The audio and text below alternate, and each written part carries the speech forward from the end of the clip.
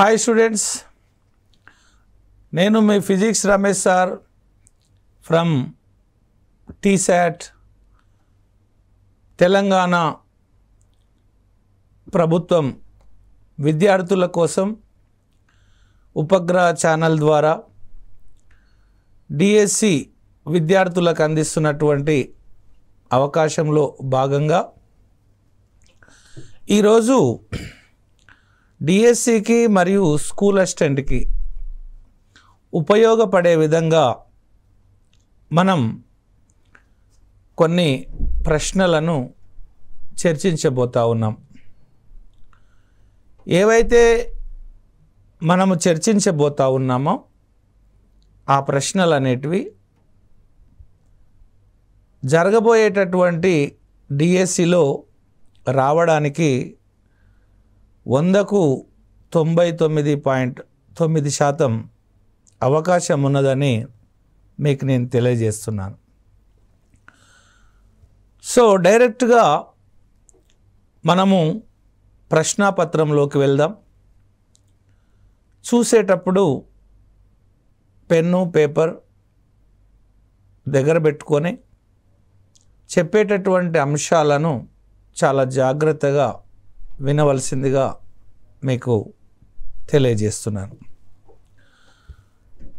ఇప్పుడు కొలతలు మన విశ్వము, మనం తినే ఆహారం, దీనికి సంబంధించినవే కాకుండా ఇంకా కొన్ని అంశాలను కూడా ఈ ప్రశ్నాపత్రంలో మనం చర్చించబోతా ఉన్నాం. చూడండి, ఫస్ట్ క్వశ్చన్, నది వెడల్పును కొలవడానికి వాడే పద్ధతి క్రింది వానిలో ఏది?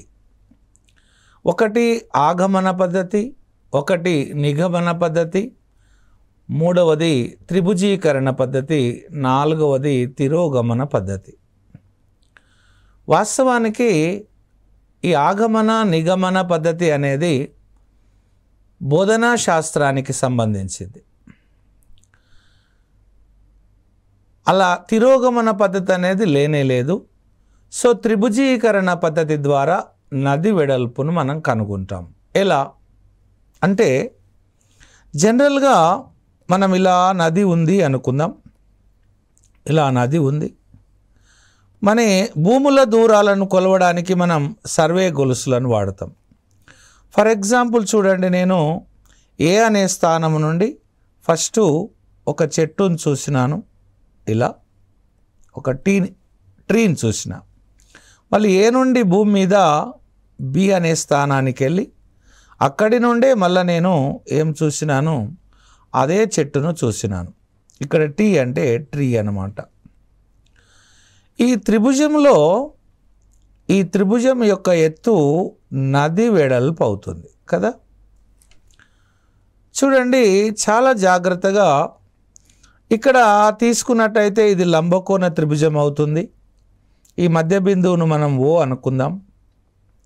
ఇక్కడ ఓ నుండి బి వరకు ఉన్నటువంటి డిస్టెన్స్ ఎక్స్ అనుకుంటే, ఇక్కడ యాంగిల్ అనేది టీ అనుకుందాం. ఇక్కడ యాంగిల్ అనేది టీ అనుకుందాం. మామూలుగా యాంగిల్ టీటా. ఈ యాంగిల్ టీటా అంటే ఈ కోణానికి ఎదురుగా ఉన్న భుజం ఎదుటి భుజం అవుతుంది. దీని నుంచి మనము tan θ ఈక్వల్ టు ఫార్ములాను మనం తీసుకుంటే ఏంటిదండి, tan θ ఈక్వల్ టు ఎదుటి భుజం బై ఆసన్న భుజం. ఇది ఓటీ ఎదుటి భుజము. ఓటీ బై ఏమవుతుందమ్మా, ఓబి అవుతుంది. ఆల్రెడీ మనకి ఇక్కడ కోణం తెలుసు కాబట్టి ఈ కోణాన్ని మనం ఇక్కడ సబ్స్టిట్యూట్ చేస్తే, ప్రతిక్షేపిస్తే ఈ కోణం వస్తుంది. మనకు కావాల్సింది ఓటీ కాబట్టి, so OT is equal to ఏమవుతుందమ్మా, ఇక్కడ ఓటీ ఈజ్ ఈక్వల్ టు ఏమవుతుందమ్మా, మామూలుగా ఓబి ఇంటూ tan θ అవుతుంది. ఓకేనా. ఈ ఫార్ములా ద్వారా మనం ఏం చేస్తాము అంటే, మనం జనరల్గా ఈ సూత్రాన్ని ఉపయోగించి ఇలా ఒక త్రిభుజాన్ని ఏర్పరిచి నది వెడల్పును కనుక్కునే పద్ధతిని త్రిభుజీకరణ పద్ధతి అంటాం. చాలా జాగ్రత్తగా ఈ త్రిభుజీకరణ పద్ధతి అనేది మనము నది వెడల్పునే కాకుండా విమానాల ఎత్తులను, కొండల ఎత్తులను తెలుసుకోవడానికి కూడా మనము ఈ త్రిభుజీకరణ పద్ధతిని వాడతాం. చూడండి, క్రింది వానిలో తరిగిపోని శక్తి వనరు ఏది? అమ్మ, ఇక్కడ శక్తి వనరులు అనేటివి 2 రకాలమ్మ. శక్తి వనరులు 2 రకాలు. చూడండి, ఒకటి తరిగిపోయే శక్తి వనరులు, ఓకేనమ్మా. రెండవది తరిగిపోని శక్తి వనరులు. మరి మనము తరిగిపోయే శక్తి వనరులకు వచ్చినట్లయితే కర్ర కావచ్చు, ఓకేనా, బొగ్గు కావచ్చు, అదేవిధంగా పెట్రోల్ కావచ్చు, అదేవిధంగా డీజిల్ కావచ్చు, అదేవిధంగా సహజ వాయువు కావచ్చు. చూడండి, ఇది మనకు 5th క్లాస్కు సంబంధించినటువంటి శక్తి అనే పాఠంలో నుంచి ఇవ్వడం జరిగింది. మరి తరిగిపోని అంటే మనం ఎంత వాడినా అయిపోనటువంటివి కదా. ఎంత వాడినా అయిపోనటువంటిది ఏంటిదమ్మా? సౌరశక్తి కానీ, పవన శక్తి కానీ, ఓకేనా, అదేవిధంగా సముద్ర శక్తి కానీ, అదేవిధంగా సముద్ర శక్తిని 5th క్లాస్లో నీటి శక్తి అని ఇవ్వడం జరిగింది. అదేవిధంగా జీవశక్తి అన్నమాట. ఇక్కడ మనం తీసుకున్నట్లయితే కంటిన్యూ చేస్తున్న జీవశక్తి అన్నమాట. ఈ జీవశక్తిలో చాలా ఉన్నాయి. జీవశక్తిలో మనకు బయోడీజిల్ ఉందన్నమాట. బయోడీజిల్, అదేవిధంగా ఓకేనా, బయో ఇథనాల్ ఉంది, బయోగ్యాస్ ఉంది, ఓకేనమ్మా. అదేవిధంగా బయోమాస్ ఉంది, బయోమాస్ కదా. అయితే మనకు కంటెంట్లో 10th క్లాస్ వరకు ఉన్నటువంటి ఏ పాఠంలో కూడా బయోడీజిల్, బయో ఇథనాల్ అనేటివి మనకు లేవు. కాబట్టి ఇవి డిఎస్సిలో ఇవ్వడానికి అవకాశం లేదు. బయోగ్యాస్ కానీ బయోమాస్ కానీ ఇవ్వడం జరుగుతూ ఉంటుంది. చూడండి, బయోగ్యాస్, బయోమాస్ కదా. మరి బయోగ్యాస్, బయోమాస్ ఇక్కడ మనకు ఏవి తరిగిపోతున్నాయి అనేటటువంటి అంశాన్ని మనకి ఇక్కడ అడగడం జరిగింది. చూడండి, తరిగిపోని శక్తి వనరు ఏది అన్నాడు. అంటే పెట్రోల్ చూడండి ఇక్కడ, ఓకేనా. తరిగిపోని శక్తి వనరు 1 పెట్రోలు, 2 డీజిల్, 3 సహజ వాయువు, 4 సౌరశక్తి. కాబట్టి ఇక్కడ ఉన్నటువంటి ఆన్సర్ లోపల తరిగిపోని శక్తి వనరులు అనేటివి 3 ఆన్సర్లు అవుతాయి. సహజ వాయువు, సౌరశక్తి, డీజిల్ ఇవి ఉన్నాయి కదా. పెట్రోల్ అయిపోతుంది, డీజిల్ అయిపోతుంది, సహజ వాయువు అయిపోతుంది. అయిపోయింది ఒక్కటే అమ్మా, ఏంటిదమ్మా? సౌరశక్తి మాత్రం అయిపోదు. మనం ఎంత వాడినా, కొన్ని వందల సంవత్సరాల నుంచి వాడినా కూడా అయిపోయినటువంటి సహజ శక్తి వనరేంది? సౌరశక్తి అన్నమాట. ఓకేనమ్మా. మనం చూసినట్లయితే జనరల్గా ఓకే ఆఫీసర్స్, మనకు మామూలుగా ఇక్కడ సౌరశక్తి అనేది మనకు ఆన్సర్ అవుతుంది. నెక్స్ట్ క్వశ్చన్ వచ్చేసరికి ఎక్కువ ఉపగ్రహాలు గల గ్రహం ఏది? మనకు జనరల్గా మనకున్నటువంటి గ్రహాలు 8 గ్రహాలమ్మ. 8 గ్రహాల గురించి పూర్తి ఇన్ఫర్మేషన్ అనేది మనకు 8వ తరగతి పాఠ్యపుస్తకంలో, ఫిజికల్ సైన్స్ పుస్తకంలో మనకు ఏమి ఇవ్వడం జరిగింది అంటే ఒక పట్టిక ఇవ్వడం జరిగింది. ఆ పట్టికలో గనక మనం తీసుకున్నట్లయితే మనకు జనరల్గా బృహస్పతి గ్రహానికి ఉపగ్రహాలు అనేటివి ఎక్కువగా ఉండడం జరుగుతుంది. కాబట్టి ఎక్కువ ఉపగ్రహాలు కలిగినటువంటి గ్రహం ఏదమ్మా అంటే బృహస్పతి అన్నమాట. చాలా జాగ్రత్తగా, దాని తర్వాత ఆన్సర్ మనకు శని అవుతుంది.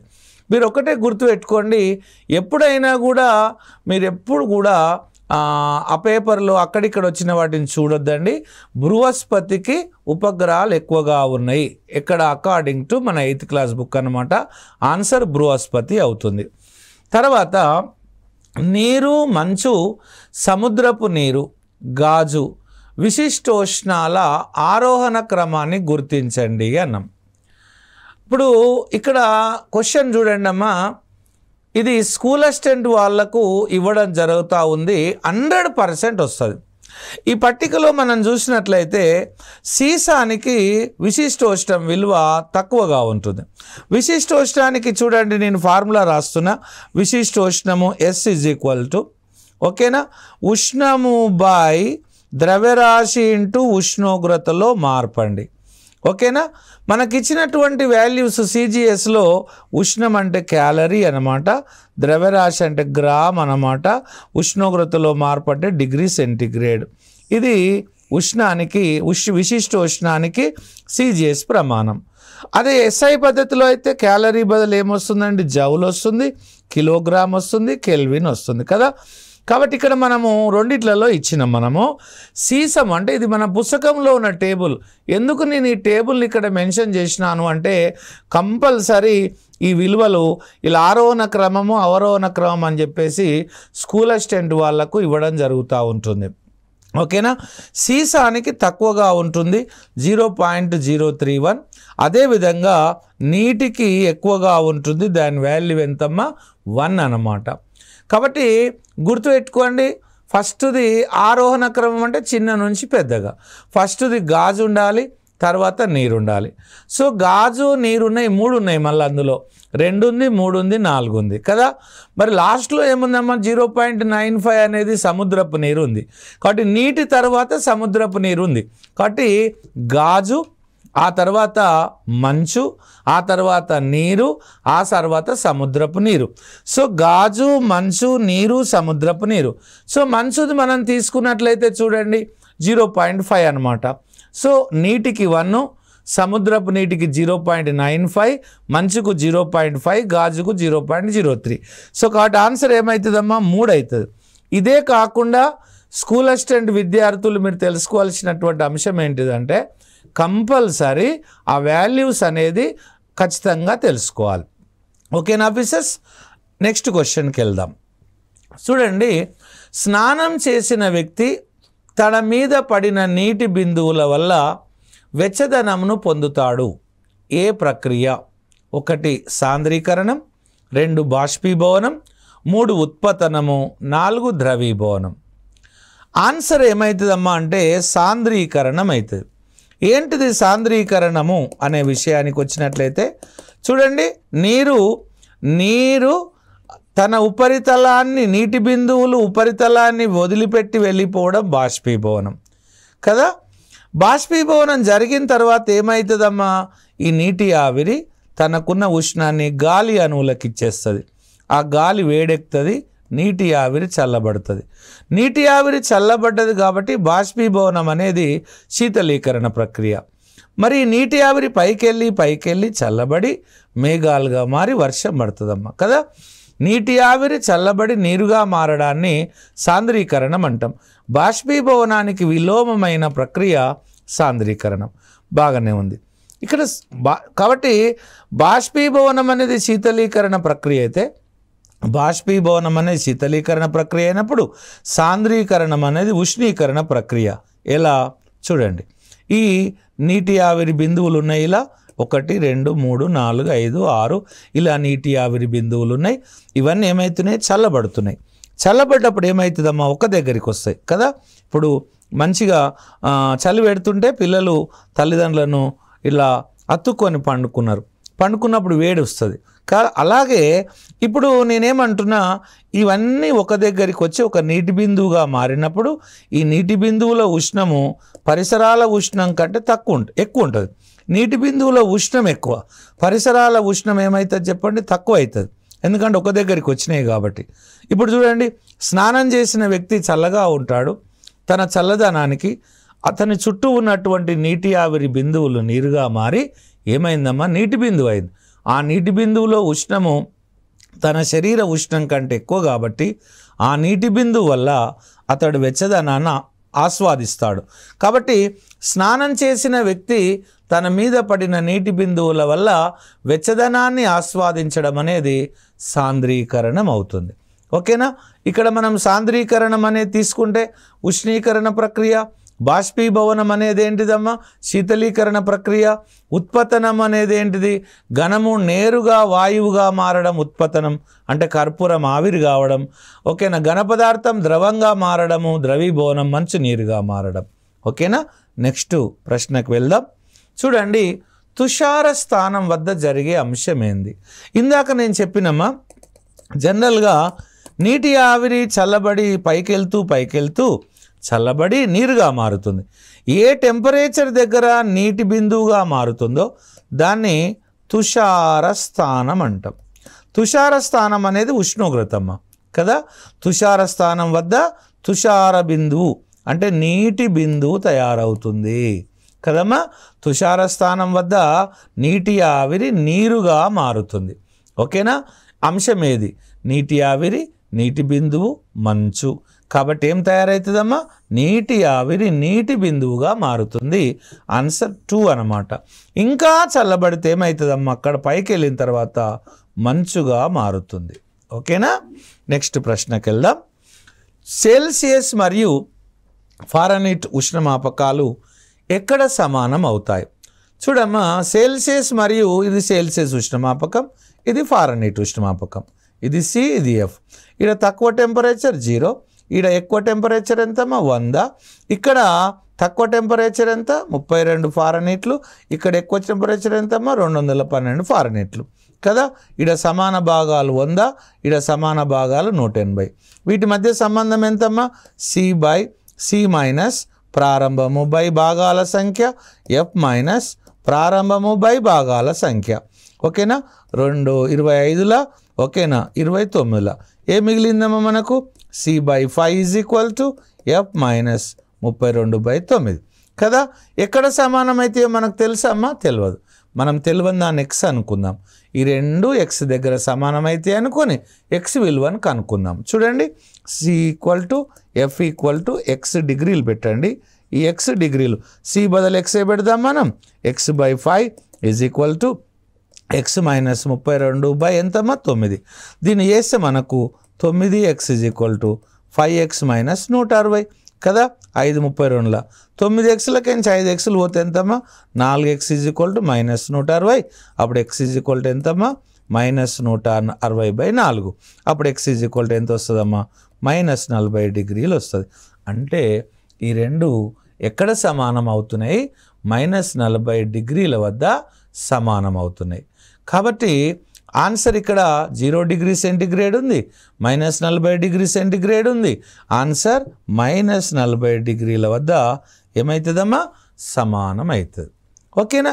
అంటే ఇప్పుడు మనం ఎప్పుడైనా సరే దీని మీద హెచ్జిటి వాళ్ళకి 100% క్వశ్చన్ కదా. హెచ్జిటి వాళ్ళకి 100% క్వశ్చన్ వస్తుంది కాబట్టి దీన్ని జాగ్రత్తగా చూసుకోవాలి. ఇప్పుడు ఇదే క్వశ్చన్ స్కూల్ అసిస్టెంట్ వాళ్ళకి ఏం అడుగుతారంటే, ఇక్కడ సెల్సియస్ మరియు ఫారెన్హీట్ ఉష్ణమాపకంలో తక్కువ ఉష్ణోగ్రతను తప్పుగా గుర్తించారు. ఎంత?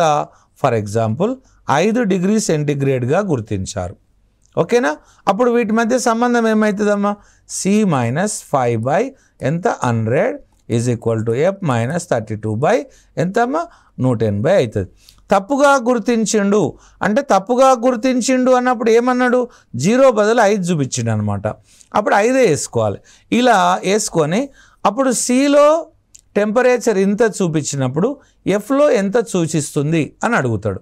ఒరిజినల్ ఫార్ములా అయితేనేమో ఎంత అవుతుంది? C by 5 equal to F minus 32/9. School assistant వాళ్ళకి ఏం చేస్తారంటే దీన్ని కొద్దిగా అప్లై చేస్తాడు. ఎలా అప్లై చేస్తాడు? తప్పుగా గుర్తించినాడు అన్నప్పుడు 5 డిగ్రీ సెంటిగ్రేడ్ తీసుకోవాలి. 5 డిగ్రీ సెంటిగ్రేడ్ తీసుకున్నప్పుడు 100 మైనస్ 5 ఇక్కడ 100 కూడా వేసుకోవద్దు కదమ్మా. ఇక్కడ 95 వేసుకోవాలి. సమాన భాగాలు ఎన్ని అయితే చెప్పండి? 95 అయితే 100 కాదు కదా. ఓకే, అప్పుడు 95 వేసుకొని ఇప్పుడు ఒకవేళ ఇది 10 అనుకోండి. 10 మైనస్ 100, 100 మైనస్ 10 90 భాగాలే అవుతుంది. కాబట్టి ఇక్కడ తప్పుగా గుర్తించినప్పుడు ఇక్కడ భాగాల సంఖ్య కూడా మారుతుంది, ఇనిషియల్ టెంపరేచర్ ఎంతనో కూడా మారుతుంది. సో కాబట్టి ఆ ఫార్ములాను ఉపయోగించి స్కూల్ అసిస్టెంట్ వాళ్ళు చాలా చక్కగా చేస్తారని చెప్పేసి ఆశిస్తున్నాం. నెక్స్ట్ ప్రశ్నకి వెళ్దాం. 1 కూలంబ్ ఆవేశంలో ఉండే ఎలక్ట్రాన్ల సంఖ్య ఎంత? 1 కూలంబ్ ఆవేశంలో ఉండే ఎలక్ట్రాన్ల సంఖ్య ఎంత? చూడండి, జనరల్గా పదార్థానికి ఆవేశం ఎలా వస్తుంది? పదార్థంలో ప్రోటాన్లు ఉంటాయి, ఎలక్ట్రాన్లు ఉంటాయి, న్యూట్రాన్లు ఉంటాయి. అయితే ఇక్కడ ప్రోటాన్ల సంఖ్య ఎలక్ట్రాన్ల సంఖ్య సమానం, వాటి ఆవేశం కూడా సమానం. కాబట్టి ప్రతి పదార్థంలో plus is equal to minus. ఎలక్ట్రాన్లు పోయినా ఎలక్ట్రాన్లు వచ్చినా ఆవేశం వస్తుంది కదా. పోతే ప్లస్ వస్తే మైనస్. కానీ ఒక పదార్థం యొక్క ఆవేశం is equal to n into 1 electron ఆవేశం. కదా. అప్పుడు Q equal to n into ఒక ఎలక్ట్రాన్ ఆవేశం ఎంతమ్మా 1.6 ఇంటూ 10⁻⁻19 కూలంబ్స్. ఇక్కడ మనకు కావాల్సింది ఏంది, ఒక కూలుంబ్ ఆవేశంలో ఎన్ని ఎలక్ట్రాన్లు ఉంటాయి అంటే Q అంటే ఏం పెట్టుకుందాం మనం 1 కూలుంబ్ ఆవేశం పెట్టుకుందాం. So 1 coulomb is equal to n into ఎంతమ్మా 1.6 ఇంటూ 10⁻⁻19. అప్పుడు మనకు ఎన్ని కావాలి, ఎలక్ట్రాన్ల సంఖ్య కావాలి కదా. n is equal to 1/1.6 into 10⁻⁻19 కదా. ఇప్పుడు దీన్ని మనం చేస్తే ఈ పాయింట్ పోవాలంటే పైన 0 పెట్టుకుంటున్నా 16 ఇంటూ 10⁻⁻ ఎంతమ్మా ఇది 16 అమ్మా 10⁻19. ఈ 19లో ఒక 10ని ఇక్కడ తెచ్చి పెడితే 100/16 10⁻ ఎంత అవుతుందమ్మా 18 అవుతుంది. ఇప్పుడు 100ని 16 తోటి భాగిస్తే 6.25 ఇంటూ 10⁻18 ఎలక్ట్రాన్స్ ఉంటాయి. అంటే ఇక్కడ ఎలక్ట్రాన్లు పోయినా లేదా వచ్చినా ఏమవుతుందమ్మా ఆవేశం వస్తుంది. మరి ఎన్ని ఎలక్ట్రాన్లు పోతే ఒక కూలుంబ్ ఆవేశం వస్తుందమ్మా 6.25 ఇంటూ 10⁻18 ఎలక్ట్రాన్స్ కనుక ఒక పదార్థం కోల్పోయినా ఒక పదార్థం గ్రహించినా ఏం చేస్తుంది, దానికి ఒక కూలుంబ్ ఆవేశం అనేది వస్తుంది. చూడండి నెక్స్ట్ క్వశ్చన్, భవనాల పైన పిడుగులు పడకుండా ఏమి ఏర్పాటు చేస్తారు. చూడండి ఇక్కడ మేఘాలు ఉన్నాయి. ఈ మేఘాలు గాలిలో ప్రయాణం చేసేటప్పుడు ఈ గాలిలో గాలి అణువులతో ఘర్షణ గావించడం వల్ల ఈ మేఘాలకు ఆవేశం వస్తుంది కదా. ఈ మేఘాలు ఒకదానికొకటి ఎదురెదురుగా వచ్చినప్పుడు ఆవేశము ఏమవుతుంది, భూమి వైపు దూకుతుంది. దీన్ని పిడుగు అంటాం. చూడండి ఇలా ఎన్ని క్వశ్చన్ ఉన్నాయి తెలుసా. యాక్చువల్గా ఈ మధ్యలో ఉన్నటువంటి గాలి అనేది విద్యుత్ బంధకం. కానీ మేఘంలో మేఘం ఉపరితలంలో చాలా ఎక్కువ ఆవేశం ఉంటుంది. చాలా ఎక్కువ ఆవేశం ఉంటుంది కాబట్టి ఈ గాలి బంధకమైనప్పటికీ ఈ అత్యధిక విద్యుదావేశాన్ని ఆపదు. కాబట్టి అత్యధిక విద్యుదావేశము ఈ గాలి గుండా ప్రయాణం చేస్తుంది. దీన్ని విద్యుత్ ఉత్సర్గం అంటాం. ఇది మన పుస్తకంలో ఉందమ్మా, విద్యుత్ లెసన్లో ఉంది కాబట్టి చాలా జాగ్రత్తగా వినాలి. కాబట్టి మేఘాల నుండి ఆవేశము గాలి ద్వారా ప్రయాణం చేయడాన్ని ఏమంటాము, విద్యుత్ ఉత్సర్గం అంటాం. ఇలా ప్రయాణం చేసినప్పుడు ఒక మేఘంలో నుంచి మరొక మేఘంలోకి ఆవేశం దూకుతుంది. అప్పుడు కాంతి ధ్వని ఉత్పత్తి అవుతుంది. కాంతిని మెరుపు అన్నాం మనము, ధ్వనిని ఉరుము అన్నాం కదా.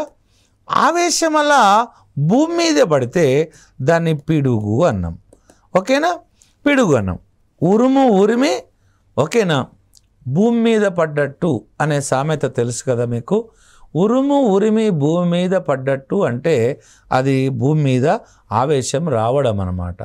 ఇది విద్యుత్ వాహకాల మీద పడుతుంది. ఎక్కడెక్కడ పడుతుంది, పచ్చని చెట్ల పైన పడుతుంది ఓకేనా, కరెంటు స్తంభాల పైన పడుతుంది, ఎత్తైన భవనాల పైన పడుతుంది, టాప్ లేని వాహనాల పైన పడుతుంది, జంతువుల మీద పడుతుంది, జన సమూహాల మీద పడుతుంది కదా. ఎందుకు ఆవేశం భూమి వైపే వస్తుంది అంటే విద్యుత్ భూమి యొక్క పొటెన్షియల్ 0, ఆవేశం ఎక్కువ పొటెన్షియల్ నుండి తక్కువ పొటెన్షియల్కి ప్రయాణం చేస్తుంది కాబట్టి ఆవేశం భూమి వైపు వస్తుంది. ఇప్పుడు మరి మన భవనాల మీద పడుతున్నాం కదా సార్, మరి భవనాల మీద ఆవేశం పడితే పిడుగులు పడితే మన పరిస్థితి ఏంటంటే, అందుకే ఈ పిడుగుల వల్ల వచ్చినటువంటి ఆవేశాన్ని మనం భూమిలోకి పంపడం కోసం ఈ భవనం యొక్క గోడ వెంబడి ఏం చేస్తున్నామమ్మా, మనము ఒక రాగి కడ్డీని అమర్చుతున్నాం. ఈ రాగి కడ్డీ గుండా ఆవేశం భూమిలోకి వెళ్తుంది అన్నమాట. ఓకేనా. సో కాబట్టి దాన్ని మనము తటిద్వాహకాలు అంటాం. ఏమంటామండి, తటిద్వాహకాలు. విద్యుత్తును పంపేవి వాహకాలు, పంపనివి బంధకాలు, సగం పంపేటివి నిరోధకాలు. ఓకేనా. పిడుగు వల్ల వచ్చిన విద్యుదావేశాన్ని భూమిలోకి పంపే భవనంలో అమర్చిన భాగాలనే తటిద్వాహకాలు అంటాం. సరేనా. ఇక్కడ చూడండి ఎన్ని ప్రశ్నలు వచ్చినాయి మనకి ఇక్కడ. ఓకేనా. మేఘాలకు ఆవేశం ఎలా వస్తుంది, ఓకేనా, మేఘాలకు మేఘాలు గాలితో ఘర్షణ పడడం వల్ల ఆవేశం వచ్చింది. ఈ ఆవేశం మేఘంలో ఎక్కువ ఉంటుంది, వాయువుల గుండా వెళ్తుంది కాబట్టి విద్యుత్ ఉత్సర్గం అన్నాం కదా. సో ఒక మేఘంలో నుంచి మరొక మేఘంలోకి ఆవేశం పోతే కాంతి ధ్వని వస్తుంది. ఓకేనా. కాంతిని మెరుపు అన్నాం, ధ్వనిని ఉరుము అన్నాం. మేఘంలో నుండి ఆవేశం భూమి వైపు పడితే ఏమంటామమ్మా, పిడుగు అంటాం. ఓకేనా. నెక్స్ట్ క్వశ్చన్కి వెళ్దాం. రిజర్వాయర్ నుండి టర్బైన్ల పైకి నీటిని పంపే గొట్టాలను ఏమంటాము? చూడండి, మనకు 5th క్లాస్లో శక్తి అనే పాఠంలో మనకిక్కడ ఇది ఇవ్వడం జరిగింది. ఏమి? సో విద్యుత్ శక్తిని మనము నీటి ద్వారా తయారు చేయడంలో ఇవ్వడం జరిగింది. విద్యుత్ శక్తిని నీటి ద్వారా ఎలా తయారు చేస్తాం ఇవ్వడం జరిగింది. ఎట్లా? ఓకేనా. దానిని మనం ఏమంటాము? జల విద్యుత్ శక్తి అంటాం. నీటి ద్వారా తయారయ్యేటటువంటి శక్తిని ఏమంటాం? జల విద్యుత్ శక్తి అంటాం. చూడండి, ఇదంతా రిజర్వాయర్ అనమాట. ఈడ మనము ఆనకట్ట కట్టినాం ఇట్లా కదా. ఇక్కడ మనం ఏం చేస్తున్నాము? ఇక్కడి నుండి మనము నీటిని వదులుతున్నాం. ఓకేనా. ఇదంతా వాటర్ అండి, ఇదంతా వాటర్. ఈ వాటర్ నుండి రిజర్వాయర్ నుండి మనం ఇలా నీటిని వదిలేస్తున్నాం. నీటిని వదిలేసి ఎక్కడ వెళ్తాయి? మామూలుగా టర్బైన్ల మీదకి వెళ్తాయి కదా. టర్బైన్లు అంటే మీకు తెలుసు కదా, టర్బైన్లు అనేటివి ఇలా ఉంటాయి అన్నమాట. ఈ టర్బైన్లను తిప్పేసి ఈ వాటర్ పైకి వెళ్తుంది. ఈ టర్బైన్ల మీద ఏముంటుంది? లోపల ఏముంటుంది? పైన టర్బైన్లలో ఏం కనెక్ట్ చేయబడి ఉంటుంది? చూడండి, ఇక్కడ డైనమో ఉందన్నమాట. ఇది అయస్కాంతాల మధ్యన ఒక తీగ చుట్టు ఉంటుంది. ఆ తీగ చుట్టకు ఇలా ఒక రాడ్ ఉంటుంది. ఈ తిరగడం వల్ల రాడ్ తిరుగుతుంది. ఈ డైనమో వల్ల కరెంట్ ఉత్పత్తి అవుతుంది. ఈ కరెంటును ఏం చేస్తాం మనము? పైన ట్రాన్స్ఫార్మర్ ఉంటుంది. దీని తర్వాత ట్రాన్స్ఫార్మర్. ఓకేనమ్మా. ట్రాన్స్ఫార్మర్ నుండి ఎక్కడ వెళ్తుంది? పవర్ హౌస్లోకి వెళ్తుంది. ఈ హౌస్లోకి పవర్ హౌస్లోకి వెళ్తుంది. ఈ పవర్ హౌస్ల నుండి మనం ఏం చేస్తాము? కరెంట్ అనేది సప్లై అవుతుంది. ఇక్కడ నుంచి కరెంట్ అనేది సప్లై అవుతుంది కదా. ఓకే, ఇప్పుడు నేను అడిగిన క్వశ్చన్ ఏంటిది? ఇది బొమ్మ ఉందమ్మా. 5th క్లాస్ పుస్తకంలో మ్యాప్ ఉంది. ఎగ్జామ్లో అడుగుతాడు అనమాట. సో కాబట్టి ఇది రిజర్వాయర్ నుండి ఈ నీటిని పంపే గొట్టాలని ఏమంటాము? ఇవ్వడం జరిగిందనమాట. వాటిని పెన్ స్టాక్స్ అంటాం. ఏమంటామండి? Pen stocks. ఇక్కడ క్వశ్చన్, రిజర్వాయర్ ఈ నీటి ద్వారా తయారైనటువంటి విద్యుత్తును మనం ఏమంటామంటే జల విద్యుత్ అంటాం. ఏమంటాం? జల విద్యుత్ అంటాము. హైడ్రో పవర్ అంటాము. జల విద్యుత్తు వల్ల విద్యుత్తును ఉత్పత్తి చేసే పరికరం డైనమో. ఈ డైనమో ఏం చేస్తుందమ్మా? యాంత్రిక శక్తి ద్వారా విద్యుత్ శక్తిని తయారు చేస్తుంది. మరి తయారైన విద్యుత్ శక్తి ఎక్కడికి వెళ్తుంది? ట్రాన్స్ఫార్మర్కి వెళ్తుంది. ఎందుకంటే ట్రాన్స్ఫార్మర్ నుండి పవర్ హౌస్కి వెళ్తుంది. పవర్ హౌస్ నుండి అక్కడ పెద్ద పెద్ద కరెంటు స్తంభాలు ఉంటాయి కదా, కరెంటు సప్లైకి వెళ్తుంది అనమాట. దీన్ని మనం జల విద్యుత్ శక్తి అంటాం. కాబట్టి ఇక్కడ మనం చదివేటప్పుడు చాలా జాగ్రత్తగా, మనకు డిఎస్సిలో బుక్లో నుండి తప్ప వేరే క్వశ్చన్ అనేది బయటికి రావడానికి అవకాశం లేదు. మనం చెప్పేటటువంటి అంశాలన్నీ కూడా బుక్లో నుండి చెప్పబడినటువంటి అంశాలు. కాబట్టి మనం చెప్పేటటువంటి టీశాట్ ద్వారా మనం అందించేటటువంటి ప్రశ్నాపత్రం అనేది మనము ఈ క్వశ్చన్లు అనేటివి చాలా అమూల్యమైనవిగా మీరు గుర్తించవలసిందిగా మనవి చేస్తున్నాం. నెక్స్ట్ క్వశ్చన్, భారతదేశంలో సౌర విద్యుత్తును ఎక్కువగా ఉపయోగించుకునేటటువంటి రాష్ట్రం ఏంది అంటే గుజరాత్ అనేది ఎక్కువగా ఉపయోగించుకుంటుంది భారతదేశంలో. ఇది మన పుస్తకంలో ఉంది కాబట్టి రావడానికి అవకాశం ఉంటుంది. చాలా జాగ్రత్తగా గుర్తుపెట్టుకోవాలి. సరేనా. నెక్స్ట్ వన్, క్రింది వానిలో సరి అయినది ఏది? చూడండి, చికోరి జీర్ణ వ్యవస్థకు రక్త ప్రసరణకు మేలు చేస్తుంది. బీట్రూట్లో పిండి పదార్థాలు ఉంటాయి. జీడిపప్పు, బాదం, కిస్మిస్లు అనేవి ఎండిన పండ్లు. చూడండి, చికోరి జీర్ణ వ్యవస్థకు, చికోరి అనేది ఏంటిదమ్మా? ఒక చెట్టు యొక్క వేరు నుండి సేకరించిన పదార్థం. మనకు ఆహార పదార్థాలు ఎక్కడి నుండి లభిస్తాయి? వనరులు అంటే జంతువులు, వృక్షాలు అంటే చెట్టు యొక్క భాగాల నుండి వచ్చేటటువంటి ఆహార పదార్థాలు ఏంటివంటే క్యారెట్ కానీ, బీట్రూట్ కానీ, బంగాళదుంప కానీ, చిలగడ దుంప కానీ, ఇవన్నీ కూడా చెట్టు యొక్క వేరు నుండి వచ్చేటివి.